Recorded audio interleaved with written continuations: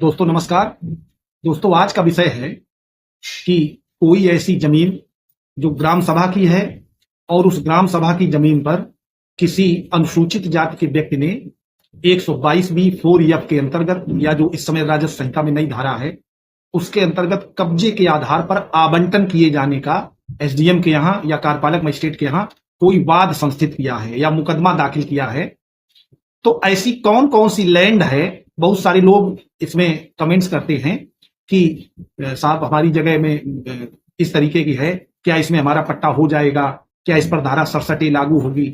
तो आज दोस्तों एक हानिबल उत्तराखंड हाईकोर्ट का नहीं राजस्व परिषद उत्तराखंड का एक केस है, जिस केस में एक अनुसूचित जाति के व्यक्ति ने 122(4) के अंतर्गत एक वाद संस्थित किया वहां कार्यपालक मजिस्ट्रेट के यहां, और उस मुकदमे में ये बताया कि एक लैंड है, वो लैंड इस समय नदी के गाटे में दर्ज है।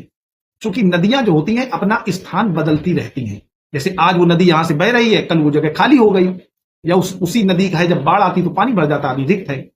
तो उस नदी के किनारे उस नदी की लैंड का आवासीय पट्टा कराने के लिए 122(4) कब्जे के आधार पर वाद दाखिल होता है, जो वहां पर रिपोर्ट आने के बाद खारिज हो जाता है। इसके बाद उसकी निगरानी होती है और निगरानी भी खारिज हो जाती है। इसके बाद ये वहां की जो राजस्व परिषद है वहां मामला जाता है, वहां जो जजमेंट होता है। आज इस पर डीपली चर्चा करते हैं, क्योंकि कौन कौन सी ऐसी जमीनें हैं उत्तर प्रदेश और उत्तराखंड में जिन पर आप 122(4) या वर्तमान में धारा 67 उत्तर प्रदेश राजस्व संहिता के आधार पर दावा नहीं ला सकते, और कौन कौन सी भूमि है जो सार्वजनिक प्रयोजन की भूमि है, 132 जेडे की भूमि है, उनकी आज चर्चा करते हैं। दोस्तों चूंकि ये बड़ा इंपॉर्टेंट जजमेंट है और ज्यादा पुराना भी नहीं है, ये 1 फरवरी 2022 का जजमेंट है। करम सिंह आदि बनाम उत्तराखंड राज्य सरकार द्वारा कलेक्टर हरिद्वार व अन्य, और इसका साइटेशन है 2023-15 RDSH पेज नंबर 59, और ये राजस्व परिषद उत्तराखंड का केस है। दोस्तों केस के फैक्ट समझते हैं, पहले ब्रीफ समझते हैं, और इसको मैं चाहता हूं, क्योंकि मैं वैसे बताता हूं तो बहुत सारे लोग कमेंट्स करते हैं, इसके जो मेन पॉइंट्स हैं आज वो पढ़ पढ़ के बताऊंगा, क्योंकि इस तरह के वीडियो से जो हमारे साथी हैं जो हमारा चैनल देखते हैं उन लोगों को ये लाभ मिले, इन जजमेंट्स का प्रयोग आप अपने मुकदमे में कर सकें, उसको समझ लें ताकि आपको परेशानी नहीं। इसमें मामला यह था कि 176(2) ये धारा है उत्तर प्रदेश जमींदारी विनाश एवं भूमि व्यवस्था अधिनियम 1952 की, और उसका नियम है 176(2), जिसमें कहा गया था कि आसामी आवंटन भूमि नदी के खाते में दर्ज है, और इस भूमि को 122(4) के लाभ का दावा किया गया है कि निगरानीकर्ता के पिता को वादगत भूमि का आसामी पट्टा आवंटित किया गया था। और आसामी का मतलब होता है भूमि को किराए पर देना, एक निश्चित हो जाता है कितना लगाना आप देंगे और वो जगह आप यूज करेंगे, लेकिन उसमें हस्तांतरण के अधिकार प्राप्त नहीं होते हैं। वो अधिकार जब यूपीजेडे था तब 10 साल बाद, और जब यूपीजेडे समाप्त होकर उत्तर प्रदेश राजस्व संहिता आई है 2016 से, तो 5 साल बाद आपको ट्रांसफरेबल राइट प्राप्त होगा। और इसमें लिखा है कि स्पष्टया अधिनियम की धारा 132 की भूमि है, जिस लैंड का पट्टा बताया जा रहा है कि पट्टा हुआ है, पट्टा वास्तव में हुआ है, और पट्टा माने 122(4) के अंतर्गत पट्टा हुआ है, और वो लैंड यानी वो जमीन जिसका पट्टा हुआ है वो धारा 132 यूपीजेडे की जमीन है। इसके लिए कहा गया कि इसका लाभ आपको प्राप्त नहीं हो सकता है। ये जो रूलिंग है आज इसको कोट करते हैं, उसको समझते हैं। दोस्तों वीडियो थोड़ा बड़ा हो जाए लेकिन आपके बहुत काम आने वाला है। ये ऑनेबल सदस्य हैं, न्यायिक सदस्य हैं श्री राजीव रौतेला जी, उनके द्वारा जजमेंट किया गया है। जजमेंट में जो वहां के विद्वान सहायक कलेक्टर हैं उनके यहां ये मामला जाता है, और ये सहायक कलेक्टर हैं प्रथम श्रेणी के परगनाधिकारी रुड़की। इनके यहां एक वाद संख्या 13 सन 2013-14 में दाखिल होता है, गांव सभा बनाम राम समूह। तो इसमें 176(2) के अंतर्गत ये मौजा किशनपुर, जमालपुर परगना, भगवानपुर तहसील रुड़की, जिला हरिद्वार में एक आर्डर पारित होता है, 29/8/2018 को इसके विरुद्ध मामला वहां पहुंच रहा है। इसमें निगरानी दाखिल होती है और ये निगरानी संख्या ही है 146 ऑफ 2020-21 हरिद्वार में, क्योंकि इसमें जो यहाँ का रेवेन्यू बोर्ड है वो हरिद्वार में है। तो इसमें ये बताया गया, इसके फैक्ट देख लें कि अबर न्यायालय ने अपना आदेश 29/8/2018 को जो प्रस्तुत किया, जो सुनाया है, उसके लिए कहा गया वो विधि एवं तथ्यों के प्रतिकूल है और आदेश दिनांक 29/8/2018 एक विधि विरुद्ध और पूर्ण रूप से न्यायिक मस्तिष्क का प्रयोग किए बिना निर्णय लिया गया है और ये कहा कि ये स्पष्ट है और जो अबर न्यायालय है वो अपने क्षेत्राधिकार का पालन करने में असफल रहा है, उसने अपने जुडिक्शन का सही प्रयोग नहीं किया है। दोस्तों, इसमें उस न्यायालय ने ये मान लिया था कि ये 132 यूपीजेडए की भूमि है, इसका आवंटन नहीं हो सकता, उसके खिलाफ ये गए थे कि आवंटन हमारा सही है, होना चाहिए। तो वहां ये कहा जा रहा है और इसमें यह कहा गया कि सारमान और तात्विक अनियमितता है और इसको सुना जाए। इसके बाद निगरानीकर्ता के अधिवक्ता ने यह तर्क दिया कि ये जो पिता को भूमि आवंटित की गई है, ये भूमि धारा 132 यूपीजेडए के अंतर्गत नहीं आती है और इस समय वर्तमान में ये 2 फसली भूमि है, माने इसमें 2 फसलें होती हैं, जिस कारण उक्त भूमि को काश्तकार की ही भूमि माना जाएगा, वो सार्वजनिक प्रयोजन की भूमि नहीं मानी जाएगी। और जैसा कि उत्तर प्रदेश भूमि लेख नियमावली के पैरा 128 में वर्णित है, धारा 132 के अंतर्गत आने वाली भूमि को उत्तर प्रदेश भूमि लेख नियमावली के पैरा 124 में वर्णित किया गया है तथा भूमि के ये दोस्तों इसलिए बता रहा हूं कि यही चीजें आपके सामने आती हैं। भूमि के वर्गों को उत्तर प्रदेश भूमि लेख नियमावली के पैरा 125 में वर्णित किया गया है कि भूमि के कितने वर्ग हैं और अनुसूचित जात अनुसूचित जनजात के किसी खेतिहर मजदूर के विरुद्ध भूमि प्रबंधक समिति अथवा कलेक्टर द्वारा बेदखली की कार्रवाई नहीं की जा सकती। ये निगरानीकर्ता का तर्क था, क्योंकि ये वहां लोअर कोर्ट में हार गए हैं, इनके खिलाफ आदेश हुआ कि आपको जो पट्टा हुआ है वो यूपीजेडए की धारा 132 से संबंधित भूमि है, इसका आवंटन नहीं हो सकता। और इन्होंने ये भी कहा कि वर्तमान में आवंटित की गई भूमि को बतौर सीरदार आवंटित किया जाना चाहिए था। तत्पश्चात 1 जून 1977 को उत्तर प्रदेश जमींदारी विनाश अधिनियम में हुए संशोधन के परिणाम स्वरूप आवंटीकर्ता का नाम असंक्रमणीय भूमि दर के रूप में दर्ज किया जाना चाहिए था और तदुपरांत 10 साल के पश्चात उनका नाम वर्ग 1 के संक्रमणीय भूमि दर के रूप में दर्ज किया जाना चाहिए था और जो तत्कालीन कर्मचारियों द्वारा नहीं किया गया। निगरानीकर्ता भूमिहीन कृषक मजदूर है और अनुसूचित जाति का है और गांव सभा की भूमि पर 30 जून 1975 के पूर्व से कब्जे में है तथा उसके पास इस भूमि को मिलाकर 3.25 एकड़ से अधिक भूमि नहीं है और ऐसे व्यक्तियों के विरुद्ध कानूनी कार्रवाई नहीं होगी तथा उसे सीरदारी अधिकार धारा 195 अंतर्गत प्राप्त हो गए हैं। तत्पश्चात उक्त तिथि 30 जून 75 के स्थान पर 1995 कर दिया गया कि आवंटित भूमि वर्तमान में लगातार 2 फसली भूमि है, जिस कारण उक्त भूमि 132 की श्रेणी में नहीं आती। ये दोस्तों मैं इसलिए बता रहा हूं, बहुत जगह ऐसे है कि आज मकान बन गया है और उसमें तालाब लिखा हुआ है या उसमें लिखा है सिंघाड़ा होता है, जलमग्न भूमि है, या अभी और उसकी हम कैटेगरी बताते हैं इसी में आगे, इसलिए मैं बता रहा हूं। और माननीय न्यायालय द्वारा प्रतिपादित सिद्धांतों के अनुसार उक्त भूमि द्वारा 132 के अंतर्गत नहीं आती, जिस कारण निगरानीकर्ता को आवंटित भूमि की धारा 122(4) के अंतर्गत लाभ प्रदान करते हुए पारित आदेश दिनांक 29/8/2018 को निरस्त करते हुए निगरानी स्वीकार करने के आदेश पारित करने की याचना की गई। अब इसमें दोस्तों जो जिला शासकीय अधिवक्ता थे वहां पर रेवेन्यू के, राजस्व के, उनका जो तर्क है उसको सुनिएगा। उन्होंने बताया कि वादगत भूमि अभिलेखों में जलमग्न भूमि अंकित है, उसमें लिखा है कि यह जलमग्न भूमि है, माने पानी से डूबी रहती है तथा यह धारा 132 की परिधि के अंतर्गत आती है, जिस पर धारा 122(4) का लाभ प्रदान नहीं किया जा सकता, तदनुसार यह निगरानी निरस्त होने योग्य है।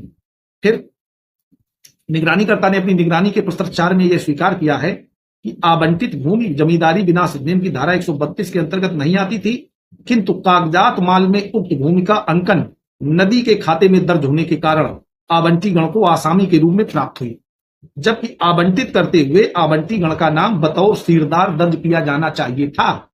माने आसामी के रूप में ना होकर के सीरदार के रूप में दर्ज होना चाहिए था। पट्टे में ये कमी स्वयं निगरानीकर्ता ने बताई। अपर न्यायालय की पत्रावली में आवंटन के समय की खतौनी में वादगत भूमि श्रेणी 6.1 जलमग्न अंकित है, जिससे स्पष्ट है कि यह भूमि धारा 132 अधिनियम से आच्छादित है। अब देखो, हनीबल कोर्ट ने आपकी ही प्लीडिंग को, क्योंकि आपने वहां लिखा कि जब हमें पट्टा हुआ है तब इसमें आसामी के रूप में दिया गया, जबकि दिया जाना कैसे चाहिए, सीरदार के रूप में। ये कमी आप बता रहे हैं। आप अपनी कमी को जब न्यायालय में बताएंगे, आप ये भी कह रहे हैं कि वो उस समय, अब 2 फसली है, उस समय जलमग्न रहती थी, ये भी बात आ गई है। मात्र यह कथन करने से वादगत भूमि में लगातार 2 फसलें उगाई जा रही हैं, भूमि धारा 132 के बाहर नहीं हो जाती। इसके बाद जलमग्न भूमि के विषय में जमींदारी विनाश एवं भूमि व्यवस्था अधिनियम की धारा 132 में वर्णित है कि, अब धारा 132 में दिया हुआ है, इसका इस पैराग्राफ का उल्लेख इस जजमेंट में हुआ है। करम सिंह बनाम उत्तराखंड राज्य सरकार। 132 का वह भूमि जिसमें भूमिधरी अधिकार प्राप्त नहीं होंगे, माने इस लैंड पर, जिस लैंड की अभी चर्चा हो रही है, कभी आपको भूमिधरी अधिकार कभी भी प्राप्त नहीं होंगे। नंबर 1, पशुचर भूमि, माने आपने सुना होगा चरागाह लिखा होता है, जहां पर जानवर चरते हैं, पशुओं के चरने के लिए जो लैंड छोड़ दी जाती है, उस पर आप ऐसे अधिकार प्राप्त नहीं कर सकते हैं जो भूमिधरी हो। माने भूमि को धारण करने का आपको अधिकार नहीं है, वो ग्राम सभा या राज्य सरकार में ही रहेगी। दूसरा, ऐसी भूमि जिस पर पानी हो। ये बहुत डीपली डेफिनेशन है दोस्तों। जिस लैंड पर पानी होगा वो लैंड आप कभी भूमिधरी अधिकारों में नहीं ला सकते। आप ले भी आए हैं तो वो शून्य है ट्रांजेक्शन, वो कभी भी जीरो कराया जा सकता। जो सिंघाड़ा या दूसरी उपज पैदा करने के काम आती हो, अगर ऐसी कोई सरकारी भूमि है जिस पर सिंघाड़ा या दूसरी कोई उपज करी जा सकती है और वो जलमग्न रहती है, पानी से डूबी रहती है, तो उस पर आपको भूमिधरी अधिकार कभी प्राप्त नहीं होंगे। या ऐसी भूमि जो नदी के तल में हो और कभी कभी खेती के प्रयोग में आती हो। इसका मतलब है जैसे नदी में पानी एक समान नहीं रहता है, आज नदी थोड़ी जगह में है, कल वो 2 किलोमीटर दूर तक चली जाएगी।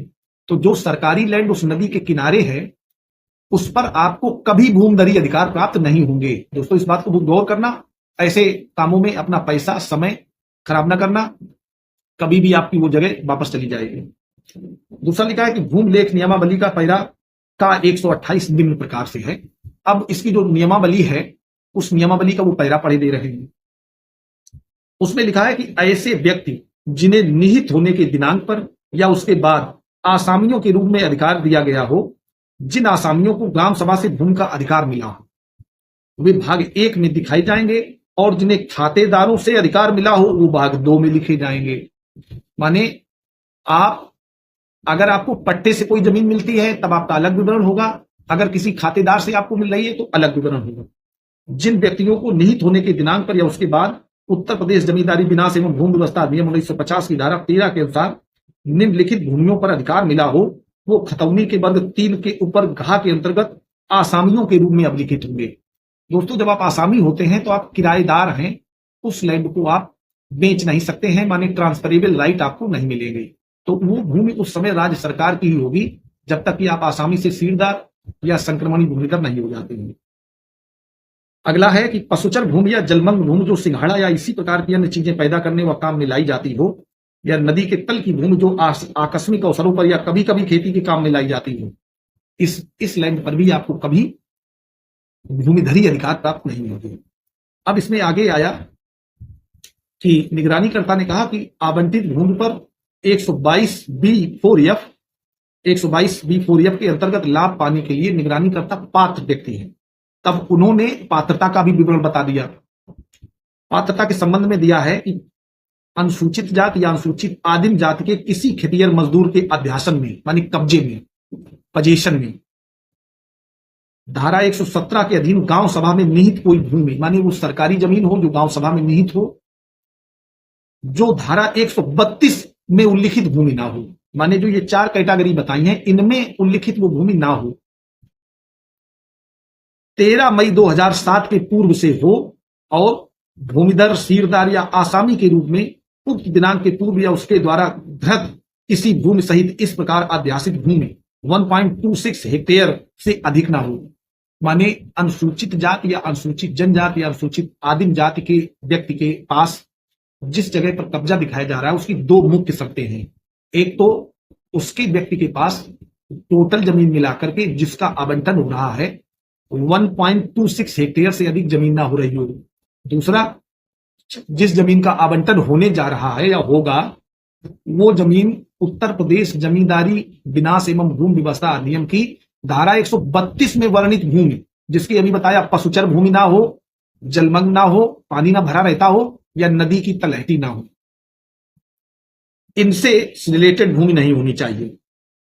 और यह भी दिया है कि अगर ऐसे मजदूर के विरुद्ध भूमि प्रबंधक समिति या कलेक्टर द्वारा इस धारा के अधीन कोई कार्रवाई नहीं की जाएगी और उसे वह भूमि असंक्रमणीय अधिकार वाले भूमिधर के रूप में धारा 195 के अधीन उठा दी जाएगी, माने उसको दे दी जाएगी, किराए पर दे दी जाएगी। और उसके बाद उस वह भूमि असंक्रमणीय अधिकार वाले भूमिधर के रूप में अधिकारों की घोषणा करने के लिए वाद संस्कृत करना आवश्यक ना होगा। माने वो आवंटन उसका आ गया तो उसको कोई मुकदमे की जरूरत नहीं है कि असंक्रमणीय अधिकारों की घोषणा के लिए कोई वाद लाए तब उसके नाम हो। अब यहां स्पष्ट यह है कि 122B4F का लाभ उसी व्यक्ति को प्रदान किया जाएगा जो भूमि धारा 132 से आच्छादित ना हो। निगरानीकर्ता के पिता को जो भूमि आवंटित की गई है वो अभिलेखों के आधार पर स्पष्टता धारा 132 से आच्छादित भूमि है। और यही अधीनस्थ न्यायालय की पत्रावली में जो खतौनी लगी है 1415 से 1420 फसली, उसमें स्पष्ट हो रहा है कि श्रेणी 3 की भूमि है। तो दोस्तों इसमें ऑनेबल रेवेन्यू बोर्ड ने इनकी जो निगरानी थी वो खारिज कर दी और ये कहा कि जो अधीनस्थ न्यायालय का जजमेंट है वो बिल्कुल सही है, उस जजमेंट में कोई करेक्शन करने की आवश्यकता नहीं है। तो दोस्तों वो लोग सावधान हो जाएं जिन्होंने किसी तरीके से ऐसी लैंड में पट्टा करा लिया है 122B4F के अंतर्गत जो यूपीजेडए की धारा 132 की भूमि है। अगर 132 की भूमि है, 132 की भूमि के संबंध में 3 चीजें मैंने प्रमुखता से बताई हैं, जिसमें पशुचर भूमि हो, ऐसी कोई भूमि हो जिसमें पानी हो या जो सिंघाड़ा या दूसरी उपज पैदा करने के काम आती हो, और ऐसी भूमि जो नदी के तल पर कभी कभी खेती होती है। ये तीनों जमीनें अगर सरकारी हैं, ग्राम सभा के नाम है, दर्ज हैं, उनका आपको 122B4F में अगर पट्टा हो जाता है तो वो शून्य कराया जा सकता है कभी भी। तो दोस्तों मुझे लगता है कि वीडियो अच्छा लगा होगा। अगर आप हमारे चैनल पर नए हैं तो हमारे चैनल को सब्सक्राइब कर सकते हैं और अगर वीडियो अच्छा लगा हो तो वीडियो को लाइक कर सकते हैं, अपने दोस्तों को शेयर कर सकते हैं। मैं आप लोगों के लिए ढूंढ ढूंढ करके ऐसी चीजें लाता हूं। बहुत सारे लोग हैं, प्रधान हैं या कहीं तहसील में इस तरीके का पट्टा करा लेते हैं, बाद में उनको थोड़ी समस्या होती है। तो दोस्तों मैं चाहूंगा कि अगर क्योंकि ऐसे पट्टे कराने के बाद फिर आपको परमिशन लेकर के और उसको बेचने की बात आती है, आपको बेच देता है कोई, आपका भी पैसा गया, उसको लाभ हो गया। तो इसलिए आप बहुत सोच समझ करके इस तरीके का कोई काम ना करें जिससे कोई समस्या हो। धन्यवाद।